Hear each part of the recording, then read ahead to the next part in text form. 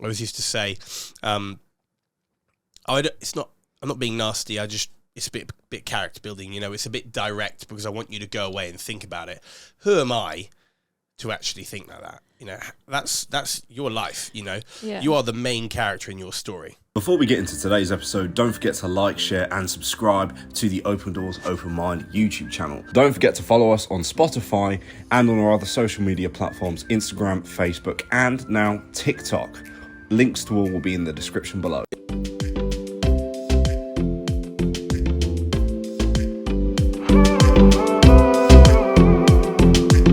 Hi guys, welcome to Open Doors, Open Mind. Today we have an amazing guest. I'm actually very proud to have him here.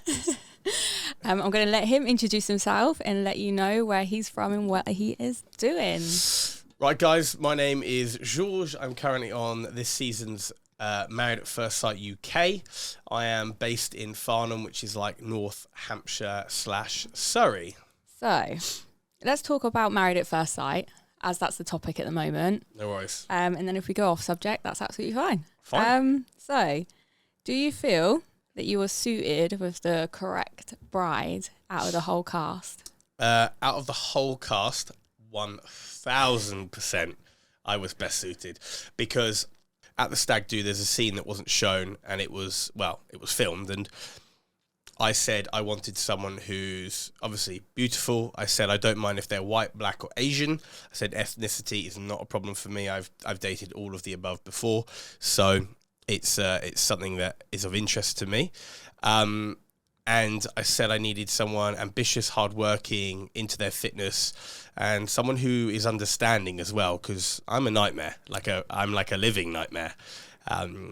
So yeah, I think obviously as the journey progresses and as I wouldn't say change, because a lot of people are like, oh, you're changing, you shouldn't change. I don't change. I improve. I improve on areas that I needed to work on. And I was fully aware of that, which is exactly why I went and did the experiment. I wouldn't have done it if I wasn't looking for someone and looking for love and also looking to improve on myself. So a lot of people will sugarcoat it or try and be nice and be like, oh, you changed, or maybe they're trying to be toxic, but I didn't change. I changed for no one. I improved. So do you feel like Peggy improved you then a lot on the show? 100%. I improved, and also certain criterias that I had deep within me obviously came out because I've always been a gent. I've always been very inappropriate, but I've always been a gent. And I think the biggest thing was how she brought out that side of me, and I've always struggled being romantic, like always. I feel like a lot of men can probably relate to that. But with her, it's so natural. That's great. Or was, can't give anything away. And the biggest thing for me is actually that everything with her was effortless. And I've always found that when it feels like effort, feels like, oh God, I've got to do this, I've got to do that, it's not natural. So with her, it was always very natural. And I just think we had the best journey. Regardless of what happens now, where we are, where everything is, we have the best journey. And I'm excited for everyone to kind of see it, really. Do you feel like she's learned a lot from you? She didn't at the start. And you'll see that she gets to a point where she's like, I haven't learned anything, la-di-da-di-da, but she does. And I'm not a teacher because I'm very like, you do you. Because you two are very opposites, aren't you? Yeah, there are some very polar opposite things. Yeah. We're very big extroverts, but whereas she's very like aware of others, I'm not. I am, but I don't, it doesn't bother me. Like, why should it bother me? Yeah. It's not going to, I always say, if it doesn't disturb my peace, then why do I care? Am I going to lose sleep over it? Yes. Okay, I'm not going to say it or do it. If it's not going to disturb my peace, then why does it matter? I feel like that's a good couple because you probably learn a lot from each other because you're both so different. I think we started here. I did this. She did that. I did this. She did that. She did this. We did that. You get me? Yeah. So I obviously worked on a lot of things at the start and was like, I could see this working. She's a lot of what I've asked for, but I have to work at things. If I stayed linear the whole time, I don't think we'd still be in the experiment. I think we would have been long gone. Do you feel like a lot of people need that, like, outside of that whole married at first sight? 'Cause there's probably loads of people that could connect with someone, but they just are so stubborn in their own ways that they don't want to. Peggy and I were two rams banging our horns together, and I'm not joking. Like, at times, I was like, fucking hell, this person just does not want to budge. So what I would do is any situation, argument, disagreement, I would walk away from the situation after it's died down, and I'd go, am I right? Am I being stubborn? Am I wrong? Because there's always three sides to a story. 100%. Right? Yeah. Your side, Your my side, my side. And the truth. And the truth. Exactly. So, and often I would be wrong. Often there were times she was being stubborn, but I said, fine, I'll brush under the carpet. It's early days. I'm trying to learn about you. I want to see how stubborn you really are. Okay? And there are times where she does really start to warm to me, and she really does go, you know, you are right. And again, like I said, I think I worked on myself a lot, and I gave a lot at the start. And there were times where Peggy was like, I'm not sure. Like, I don't feel like I'm learning anything. And I'm like, Jesus Christ. Like, I'm not doing a very good job here, am I? If you're not learning it, and I'm not a teacher, by the way. Yeah. I always wake up, I want to be the best version of myself every day. And I feel that's quite a in moment thing. He said everyone wants to be that kind of person at the moment. But I genuinely swear by it. I wake up, I want to be positive. If you want to try and piss on my grave, good luck. Because I'll push you in with me. I don't think when you're in a relationship and you like someone, I don't really think it is teaching. I think it's more progression.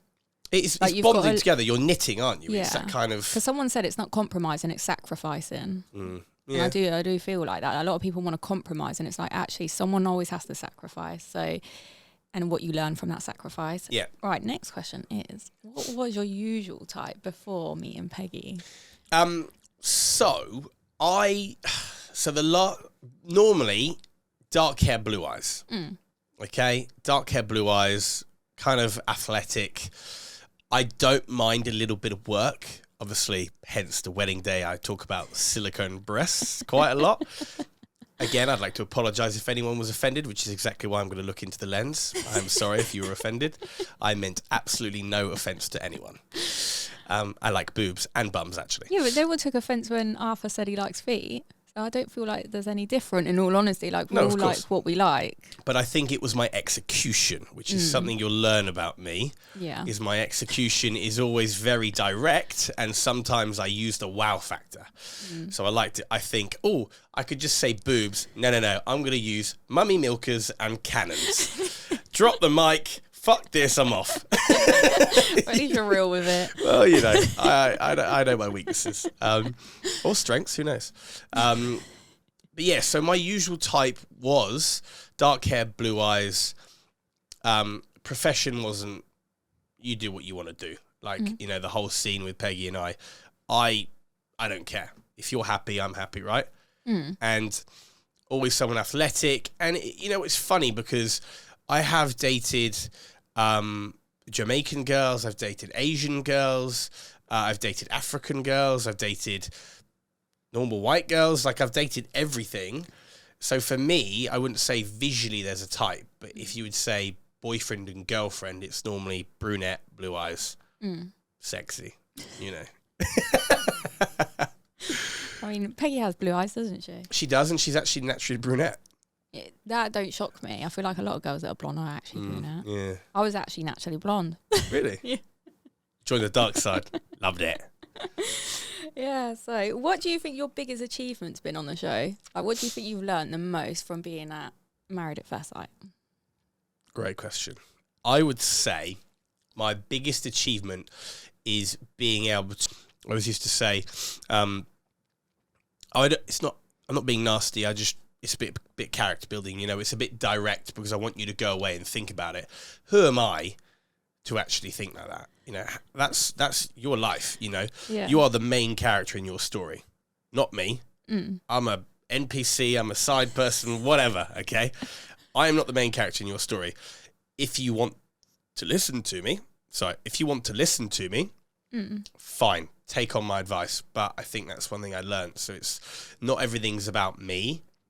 And sometimes my advice can actually be quite upsetting. because people take it the wrong way. Yeah, but I feel like sometimes we all need that in our life. And I think Everyone needs a George, right? Yeah, because I always say, like, if you've always got the same energy around you, you're never really going to move forward. So if you're a bit like one that's quite, like, for instance, me and Peggy, I'll say we're quite similar in the sense where we feel everything. No BS. I can put myself in anyone's shoe and feel their pain, even if I haven't been through it. And I think sometimes, when I'm around people that are exactly the same as me, I end up going down low. And you think As you in, don't... I've got someone that's like, come on, just get on with it. I'll tell you about yourself, and then you're going to get on. Then you end up being... But I think you need a bit of both in life. I think you're right, to be fair. And I think it's probably more that my fellow cast members liked me at times. I'm not there to... Friends are not collectibles, by the way. They are not Pokemon cards. They are not jewellery. They are not fashion lines. They are there to be there for you. And I want people in my corner. I would rather die tomorrow and have 2 people at my funeral than have 1,000 people turn up being like, oh, I wish I'd spoken to him sooner. Don't need that in my life. Just be real, be honest, and be on my side. Because when I'm not in the room and someone's having a go at me, I want you to fight my corner. Even if you know categorically it might be wrong, I want you to be like, no, he's my boy, he's a good guy. Yeah. Don't speak about him like that or you're going to have a problem. That's what I want. I want people that fight my corner. So did you feel like you saw that on the show then? That some people weren't actually having your back? Oh, I don't know many people that did.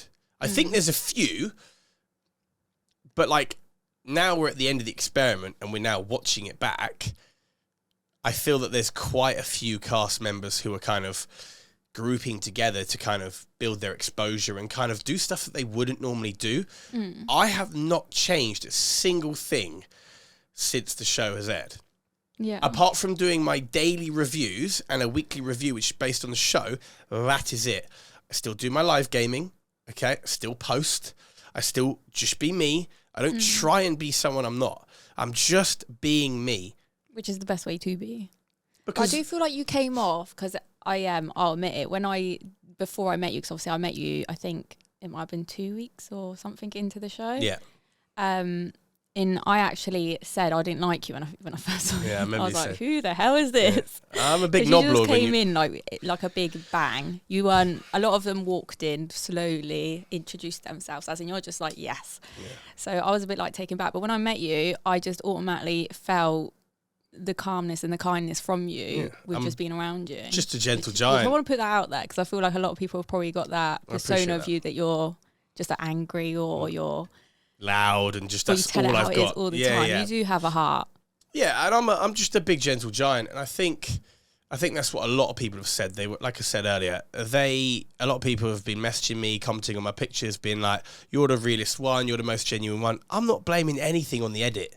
The edits could do what it wants. If I said it, I'm going to own it. Why not? I said it. If my mouth is not moving, I did not say it. But if it's my voice, then I clearly said it. Just remember that. So I guess you haven't apologised to anyone for saying what you had to say. Oh, I did. That's good. It's soon to come. But I had to apologise because I didn't really have a choice. I was backed into a corner and everyone was ganging up on me. So it's bully culture, right? Mm-hmm. And I got bullied at school for being good at sport, which is the maddest thing to be bullied for, right? I was at smart people's school. No one was good at sport. Everyone was smart. And I was there like proper dum-dum, just being like, I'm good at sport. Yeah. Proper rugby player. Yeah, literally. Who did you least get on with on the show? And why?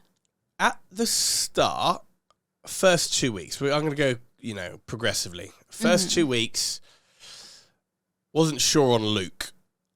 Wasn't sure, couldn't put my finger on him. And then week 3 and 4, I'd probably say Portia. Wasn't a fan of her. Could really see I know it's called acting now. It doesn't have a gender, but she was a proper actress. It was so adamant, like the fake tears, the Shakespeare lines, like the absolute BS. Yeah. And like she called me out for stuff, and I'd be like, oh my God, like, do you wake up in the morning with your eyes closed and not look at yourself in the mirror and go, like, I have to put my act on today? Because when I hung out with her, one of the evenings, she was sound. We had a really nice conversation in French. She was like, oh my God, I didn't know you found black women attractive. Like, we were talking about everything. And I was like, she's cool. Camera turned on and I was like, oh, and I just be like, I see you. So I'm going to call you out for your shit. And that's fine. Because you want to misbehave in front of a camera, fine. Do you feel like because of everything she's done, like I've been following her and I have been watching her simply for the fact that I feel like, yeah, she should get a little bit of backlash from what she acted like and how she persuaded her, like how she showed herself, and then her actions obviously didn't line up with her morals. Character. So it was like, but I do feel like she has had a lot of horrible messages. Of course she has, but that bit I find very hard. That's not what I'm wanting for her. I don't want that. I want her to own her mistakes, Just go, guys, I'm really sorry. Yeah, I put on an act. Like, I love all the cast members or whatever. Because you'll see later on down the line at the reunion. I'm not going to say too much more, but big thumbs up, okay? Yeah. Sound. Yeah. Do you think a lot of them have you had any horrible... Oh, I got loads at the start.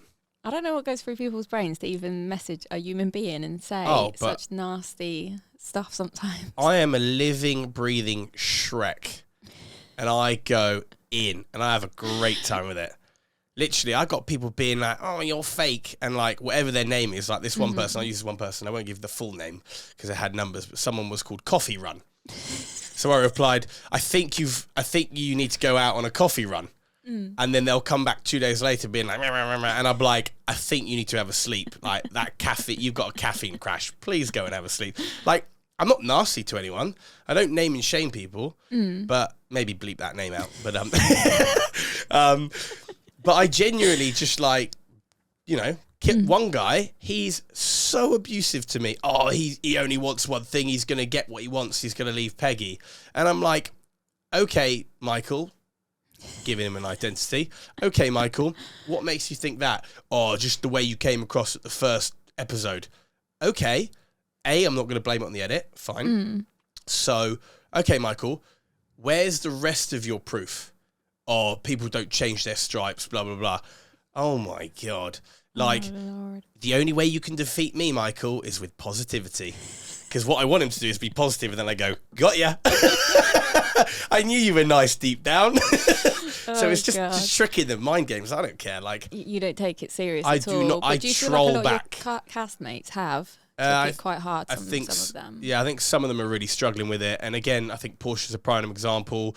The harsh reality of it is, I don't want any of my castmates to get shit, which is exactly why, like, on a lot of my posts, I'm like, guys, I'm open 6 days out of 7 for trolling. Troll me, abuse me, leave my castmates alone. But the problem is when I go on social media, let's use Twitter as an example, so X, and I see people that are getting shit now, having reposted horrible tweets about me and Peggy, I then hold my hands up and say, that's karma. Because why are you reposting stuff when I'm telling everyone to give me shit and leave you guys alone, but you're being toxic by reposting and liking horrible tweets about me? That's mad. That's weird behavior. Considering, like, some people's actions, blame the edit all you want, is what they said. You can't defend yourself when it comes out your own mouth. And that's the problem. It's like, if you're a kind person, you're a kind person.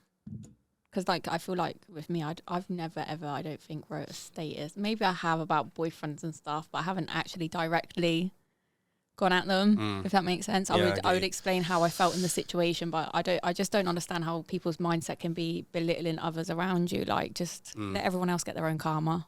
Exactly. So it was weird. It was weird behavior. So obviously now I've seen that, I'm a little bit like, throw what you want at her or them or he. You know, I'm not going to obviously identify who because I'm not that person. I'm not here to, put people out to be hung, should I say? So yeah. Do you think you would have gone back on Married at First Sight again? I would recommend it 1,000. So if I said I want to go on there, do you reckon you would say, yeah, go ahead? Do it. But why? You have to ask yourself why. Because if you're just looking for love Yeah. and you don't get it, you will be extremely disappointed. For real. Just remember that. And a lot of people who are like, oh, shall I apply? I'm like, first of all, why are you applying? Second of all, if you didn't find someone out of 10, how upset and heartbroken would you really be? And See, I think if I ever went on a show like that, I'd want to learn about myself. I'd really want to like take, because I was saying the other day, I was like, I wish they'd done a show. If anyone steals my idea, I'm going to be really annoyed. But I wish they'd done a show where it was like... Copyright, by the way. This is the copyright image, okay? So if anyone steals this, we're going 50-50. You know, like a realistic show where you've got like people actually at home, they've been together 2 years, they've got a few struggles, and then the game is they go into like this holiday home for a few weeks, and then they get cameras on them and they see their behaviours to see if they're actually ready to be married or if it's just the status. Okay. I just think that would be cool because it's like you've lot have got all them helpers on that show giving you the right advice, and I'm sat at home like, I need this advice, not them. Yeah, I like that. Before you post this podcast, I think we should maybe try and see if it's a good idea. Pitch it. Right? Well, if anyone copies me, then I'll get it. Then we know it first. Because there's something at the moment called Blue Therapy. I don't know if you've watched that. I've not watched it. I haven't. But I think it's kind of not similar, but I think it's kind of got that kind of vibe. What's next for you after you have come off the show? If you do ever come off the show. Yeah, mate, I don't know. Have you got any aims, goals? No. So obviously, if an opportunity arose, I would love to do something else. Because a lot of people tell me I'm TV gold, like I'm funny, like I'm the kind of person you need on TV to kind of make entertainment. So if there was an opportunity that arose, I would 1,000% love to. I think my aim right now is to focus on my online coaching, my rehab specialization job, and my online gaming content creation, because I think that's where I get my happiness from. You know, just kind of keep making a good income and just being happy. You know, so what's your online coaching? Is so, that like sports coaching or so it's mental like coaching? So it's like personal training, like online personal training, 24/7 contact. You can speak to me whenever you want. I basically give you programs. I also do it for rehab clients as well. So if they have injuries, I give them stuff to work on as well as help get them fit. So whatever their goal is, to get stronger, to lose weight, to get more athletic, like whatever your goal is, I can help you achieve it. And that's what I do. So I have my online clients, and that's great because that's all remote, so I can be anywhere in the world when I do that. Then I have my rehab clients, so people with tendonitis, lower back problems, muscle injuries, ligament injuries, ACLs, anything. Amazing. Yeah. And then obviously with that, I then have my hobby, which pays a little bit of money as well, which is playing games online, which is it's an opportunity for me to express myself and be the entertainer that I am. Just be a big kid, basically. I want to play. Like every man needs a safe space where they can just be a kid. Exactly. And I have people that come in my channel and they're like, this is exactly what I want from a channel. You're laughy, you're jokey, you crack jokes, you're inappropriate, you play some games, you entertain, and you're just having fun. Imagine that. It's brilliant. What bloke doesn't want that? Oh, for real? I feel like so many men play games anyway, don't they? Yeah. Normally with people's hearts. Someone said, do you feel like someone should have had your back at the dinner? No, I don't need anyone to have my back. I'm a lone wolf. Like I said before, I'm a lone wolf. If you don't want to fight my corner because you're scared to upset people, I don't need you in my life. Plain and simple. There was another question, but I don't know whether to ask you because I feel like you and Peggy are on good terms, so I wouldn't want to upset Peggy. You can ask me on this, but someone said you feel like, she said, I don't know if it was a she or he, to be fair, they said they felt like Peggy threw you under the bus with that whole dinner, meaning like she went... I didn't, personally, my opinion, I was like, where was that? I don't think so. Obviously, she wasn't aware of what I said in French, and I obviously knew I was defending her. So I didn't need her to feel like anything. I will always have her back. Yeah. And I said this to her actually on the wedding night. So we finished filming at about midnight, and we had to be up at 7:30. I am digressing here, but you'll see why. And we spoke for 4 hours on our wedding night. And I need my sleep. I found out that she doesn't sleep. She's So like amazing. 4:30 for her is like, oh, I'm going to go to bed now for like 3 hours. I'm like, you are so unwell. And I said to her, I said, I will categorically have your back every moment of this experiment. I said, if you don't want to have my back, that's fine. Yeah. That speaks more about you, but she doesn't need to have my back. Because you've got your back. Because I've got my own. I'm a big boy. I can look after myself, and I will defend myself. And I have no fears. I actually think, when I got that question, my first thought was, I don't think Peggy threw you under the bus. I actually think her two friends threw her under the bus, which then caused it all. Because I feel like you and Ella, you're quite similar. We actually knew each other. You're very similar. We knew each other before the show. Did you? Yeah, like 5 years ago I met Ella. Did she look like how she looks now? A little bit different, but she still looked fairly like She's Ella. absolutely stunning. She's insane. Love And we actually bounce off each other really, really well. I went out with her last Saturday. And she's an absolute golden egg. You know, she's brilliant. She's very unique, and that's what makes her so much fun. You know, people could say what they want. Oh, Peggy should have, defended you. See, I don't think I felt sorry in that whole thing with Ella and Peggy, because I felt like Laura and, is it Shona? Yeah. I feel like they should have gone up to Peggy first and said, I think you should tell Ella what you've said.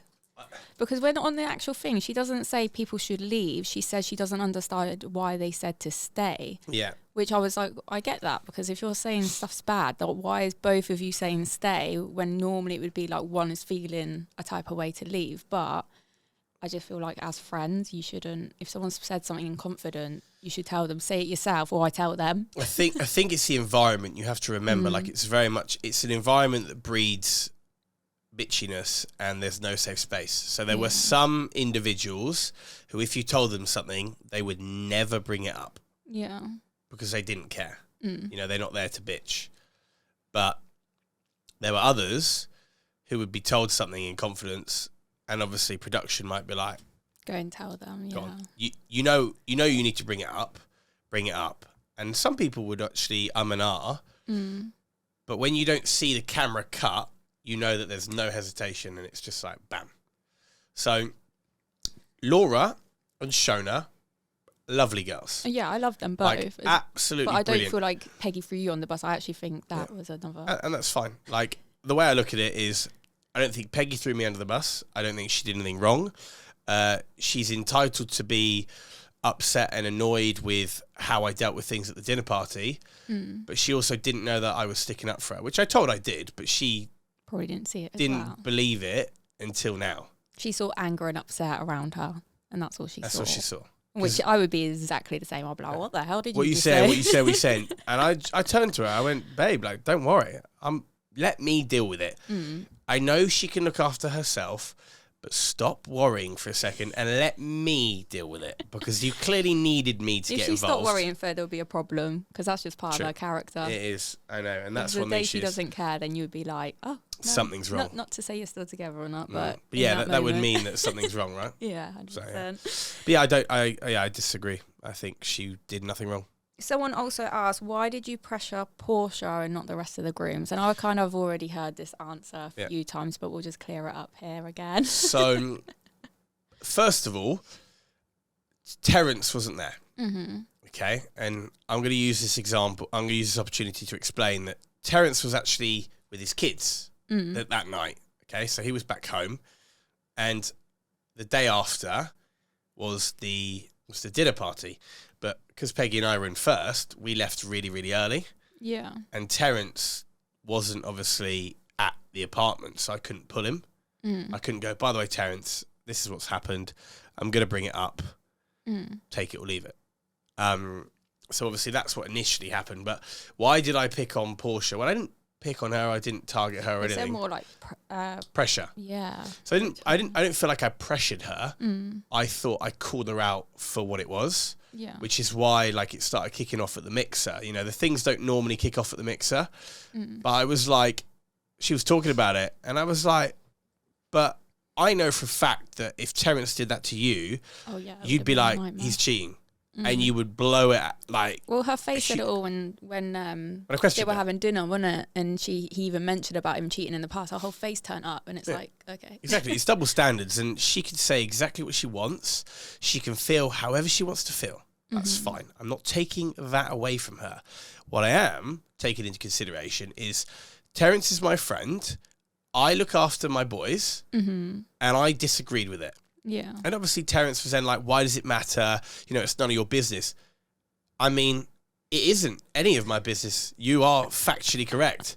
But you're my boy, and I'm not going to let you be treated like that. Yeah. Because it's disrespectful. Especially on TV as well. You're on national TV, global TV, whatever you want to call it, and you are being called out for having cheated years ago. You weren't even in the building.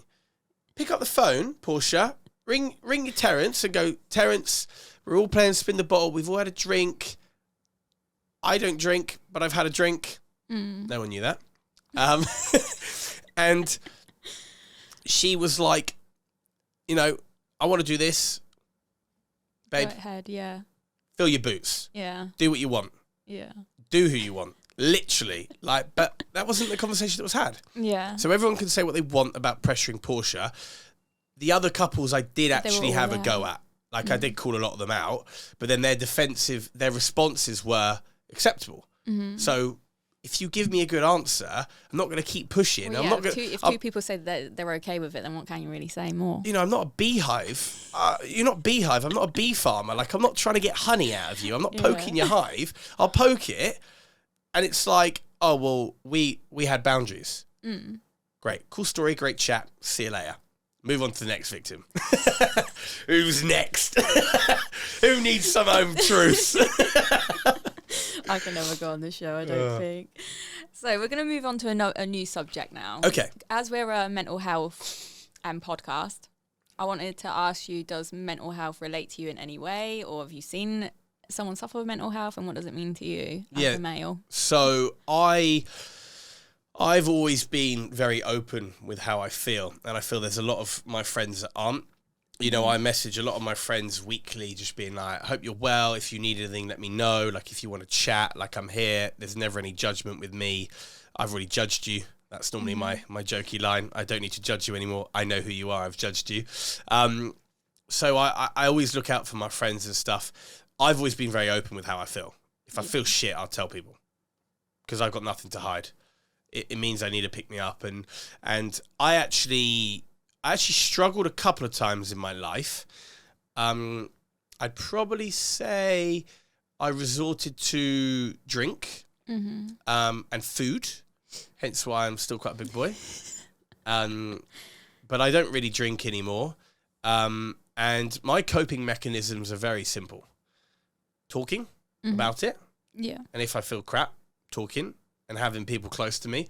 Because when you've got a network of 100 people and you want to talk, who's really listening? Who really cares? So when you've got a really small circle, it's, I know I can speak to him. I know I can speak to her. I know I can do this. I know I can do that. So my coping mechanisms are the gym. Without the gym, I would be nothing. We've got a guy on here called Jack, and he does a lot of talk about gym and mindset on that side of things. So it's quite good that you're on here saying it too. Well, the biggest thing is it's that release that you get. So you have to remember, the human body chases a dopamine rush, right? So we always want that high. So right now, a lot of the cast members at Married at First Sight are getting this high of dopamine. I feel loved. I'm popular. I'm this. I'm that. My social media is doing this. I'm getting this. I'm getting that. They're getting this dopamine rush. So my biggest concern with the cast is when the show ends and the impressions and the valuation of our images decrease, how are they going to act? How are they going to feel? Are they then going to chase the rush? That's what you have to think about. Then it ends up being addicted rather than your character. Exactly. Then that's why I'm worried about the ones that aren't being genuine right now. They're doing all these things because they're relevant and people want to talk about them and talk with them. But in a minute, when that ends, how long is a piece of string? 100%. How do you chase that dopamine rush? So for me, coping mechanisms I divulged, but coping mechanisms are obviously gym and gaming. They're probably my two biggest things. Don't go to the pub because alcohol is a depressant. It's a big depressant. And for me, I know when I've had a drink. Eat 1 drink, fine. 2 drinks, okay. 3 drinks, not hungover. But you feel it. I'm flat. I'm flat. I lack energy. I lack motivation. And you have to remember, I think the biggest thing for everyone that's listening right now is motivation isn't with us every day of the week. No, it's not. So if you're consistent in what you do, you wake up, put your shoes on, you get showered, not in that order, obviously, and you go to the gym or you go to work and you go and do this, you go do that, and you're strict and you're consistent. Some days you'll wake up and you'll be like, fucking hell, here we go. I'm excited. Let's go to the gym, have a great session. And other days you're not. But if you go through the motions, you are leaps and bounds above and further than anyone else.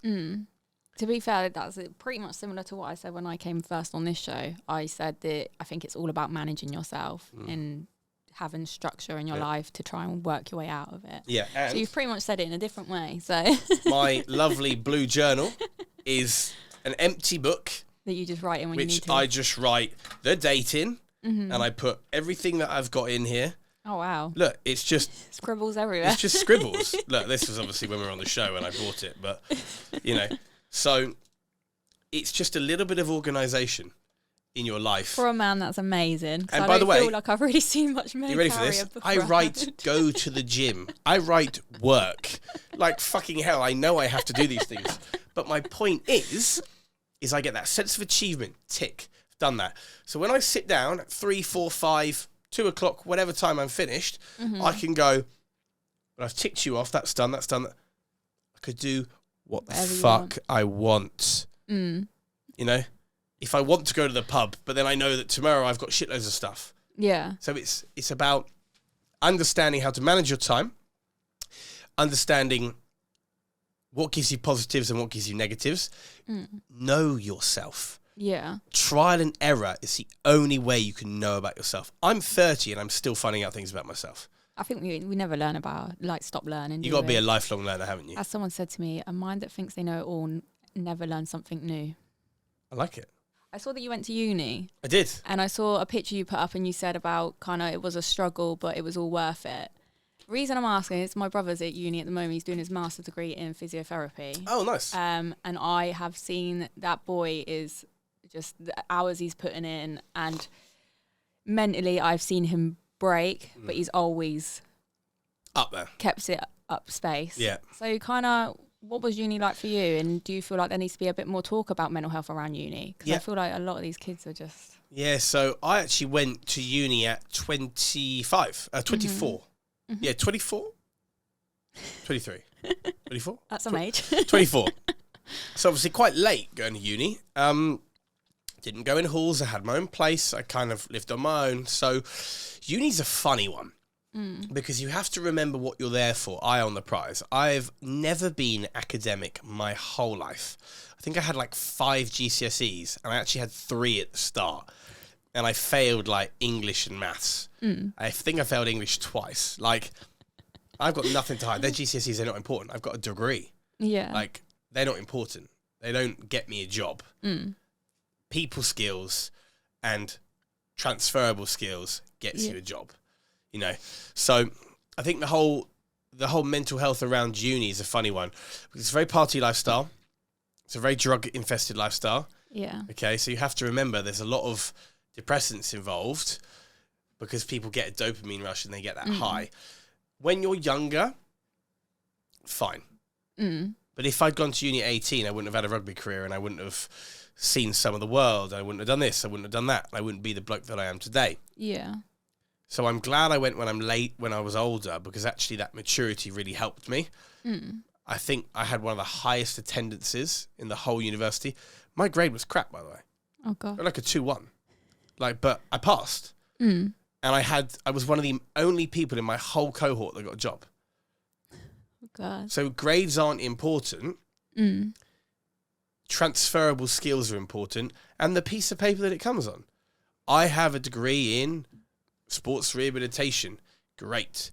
Are you good with people? Or are you good with athletes? Are you good at your job? Half decent. Can you apply this? Can you do that? And can you take instructions? Yes. Can I give instructions? Yes. Sweet. You got the job.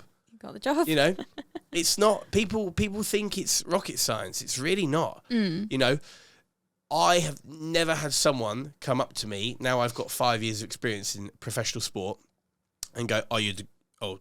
No, you're not getting the job.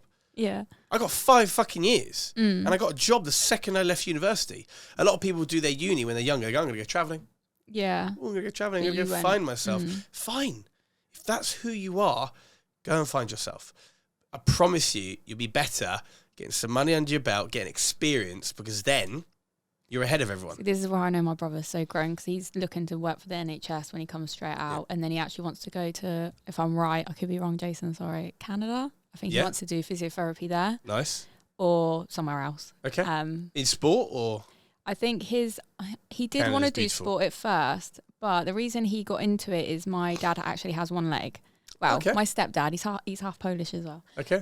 He's the one that brought me up. Jake, yeah. Janky. And I think Jason saw so much strength in my dad that he now has the ability that he wants to help people, because he's seen my dad struggle, but he's never complained. Okay. So I think he wants to, that's what forced him into it. So he's got a love for it as well as a meaning. Funny you say that, because that's probably the main reason why I did my job. So I went from professional athlete to retiring at like 21 and being like, what am I going to do? Did personal training, and started doing like internships in professional sport, and they were like, you're great at what you do, but we can't give you a job. And I'm like, why? They're like, because people have got degrees. I'm like, well, it's just a piece of paper. They went, trust me, we can't. So did my adult education course, did uni, and after that, I couldn't do my job if I didn't like helping people. Seriously. Like, I would have some athletes come in and see me for the most minor things in the world, but because I liked them and I wanted to help them, even the ones, there's like probably 3 players that I dislike. But because I wanted to help them, I always see past it. Yeah. You have to remember, like, you do the job because you want to help people. You want to make a difference in their lives. That's 100%. If your passion and love ain't there for the job, you end up dying it's out of it, don't you? Like, it's not important. But yeah, I've got 5 brothers and sisters, and he's my favourite. You heard it here, people. He's just got that most. Chelsea has a favourite. Yeah, I do, yeah. To be fair, they all know it as well, because I'm all full, like, I'll travel anywhere for Jason. He's so lovely. But anyway, we're going to wrap it up. Do you have any questions for me? I don't, actually. Just if you ever want me to come back, then just let me know. I was going to say to you, depending how it goes, whether it ends up being you're still with Peggy or you're not, it would be quite cool if we could have you both on here.